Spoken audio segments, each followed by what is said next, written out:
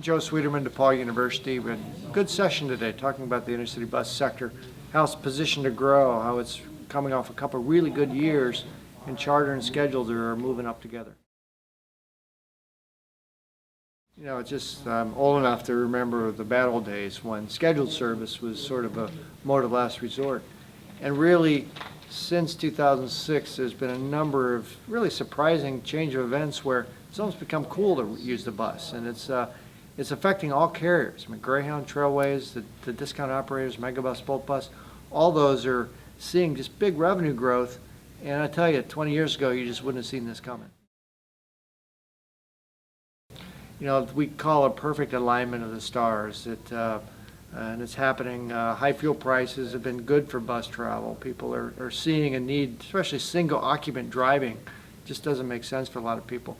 But there's other factors too. I mean, the airport hassle factor, disillusionment with air travel, so it's getting worse all the time. And people's lifestyles are changing in ways that they don't mind spending time in that coach seat. They bring their electronic technology. They come armed to use that time productively. They're tired of traffic. And that's made them willing to give up their old ways and consider taking the bus. You know, I was in the airline business at United Airlines after deregulation, and it was just a boom industry with new carriers. That didn't happen in the bus industry. You know, 82, the deregulation, it was really 83, decade or two passed with decline. And Greyhound buys Trailways, and the operation is bankrupt, and small town service is being cut, and the magic didn't happen. I think it took technology to come together with deregulation to create that platform. And really in 06, we started to see just amazing stuff happen with new discount operators running from curb service, Greyhound launching this Greyhound Express product. You know, suddenly the industry found ways to really magnify productivity, and it's stealing market share in a big way. Well, you look at what it meant to be on a 6-hour bus, a 4-hour bus 20 years ago. It meant reading every newspaper you can find and falling asleep, and there was really, you were trapped, and people wanted that flexibility. You know, people driving 15 years ago, stop, use a payphone, get food. You know, there's plenty of ways you can kind of stay in control. Now it's the opposite, where you're in a bus seat, you're armed. You got technology, you can text, you can watch videos, you can do work, you can be at the office while being away from the office, and there's no desire to be behind the wheel. You know, where you're stuck limiting yourself to listening to music and looking at the road ahead of you.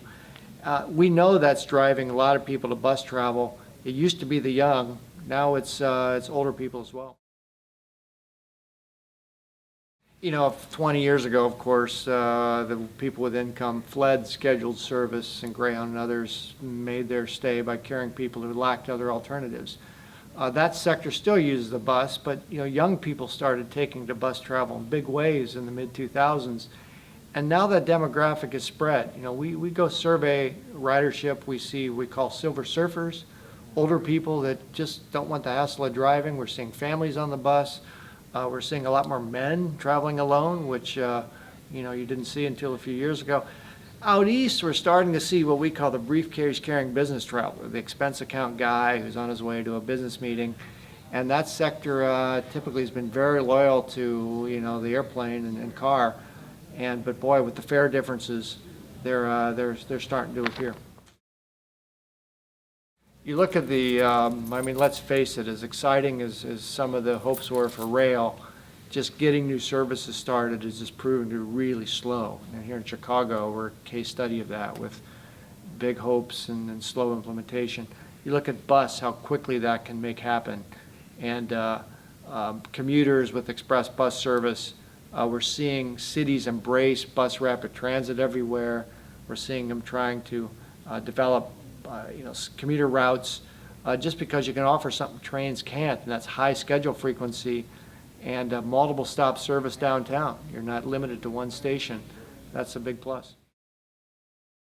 Today's bus traveler is no longer people in these certain demographic groups. It's a broad boost in market demand made possible by just the appeal of having a driverless solution to get there, where you can engage in technology, you can multitask on the way.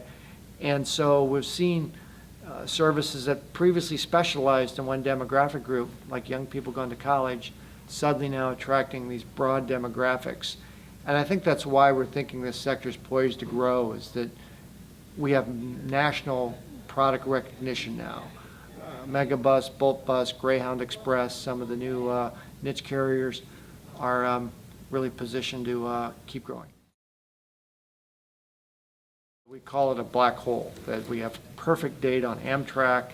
Airlines is the 10% ticket sample. We can analyze that in every which way, auto travel. But bus travel, there's no reporting requirements. Federal government doesn't collect. We do our best to fill that in. We keep track of how much service is out there. We survey people. We try to project based on some census numbers, and it's encouraging. But I tell you, the sector took a while for the public to notice what was happening because the data isn't there. And I think now with all the expansion, we're seeing some headlines. It's exciting.